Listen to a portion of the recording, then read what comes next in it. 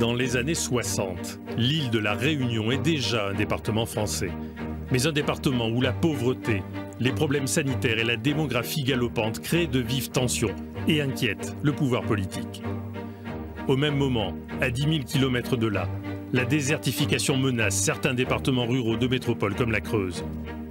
En 1963, Michel Debré est élu député de la Réunion.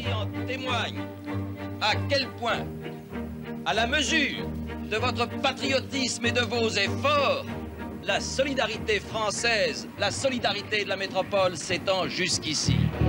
Face à une situation explosive, dans un contexte géopolitique où le Parti communiste réunionnais pourrait être tenté par la révolution et l'indépendance de l'île, Michel Debré décide d'accélérer la migration massive des Réunionnais vers la métropole.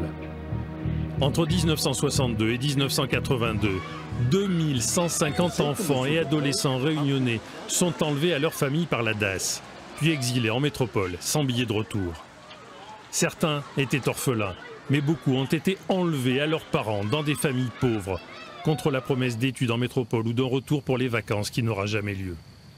La majorité d'entre eux ont atterri en Creuse dans des foyers, des familles d'accueil ou des fermes. J'avais 8 ans. Je suis arrivée par le train de Guéret jusqu'à Vieilleville. De Vieilleville, on est venu à pied ici, ce qui fait à peu près 3 km. Et je me suis retrouvée, je vais dire, complètement perdue, quoi. Je faisais tous les travaux, hein. Tous les travaux de la ferme, pendant 3 ans de temps. J'ai fait ça. C'est-à-dire labourer les champs, semer l'engrais, soigner les bêtes, tailler les haies, faire du bois. J'étais le domestique. Quelques enfants ont été bien accueillis, beaucoup ont été maltraités, tous ont été définitivement coupés de tout lien avec leurs racines et leurs familles restées à La Réunion.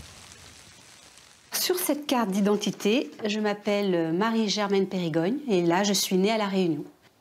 Et sur celle-ci, je m'appelle donc Valérie, en Danson, et je suis née à La Brionne, dans la Creuse. C'est-à-dire qu'on m'a changé mon nom, mon prénom et également mon lieu de naissance. Dans les années 60, à Guéret, les petits Réunionnais ne passent pas inaperçus, comme le relate la presse locale de l'époque. Tous les employeurs qui ont pris comme apprentis ces jeunes gens s'en montrent extrêmement satisfaits. Cette expérience d'envoi massif d'enfants de La Réunion dans un département de métropole est la première tentée. Il faut penser que devant les excellents résultats qui ont été enregistrés, elle sera renouvelée.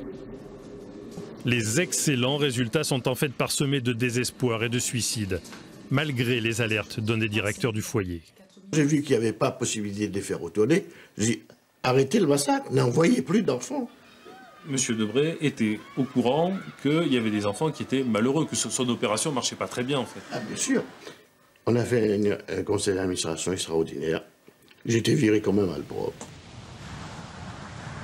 L'exil forcé de plusieurs milliers d'enfants réunionnais ne prendra fin qu'en 1982.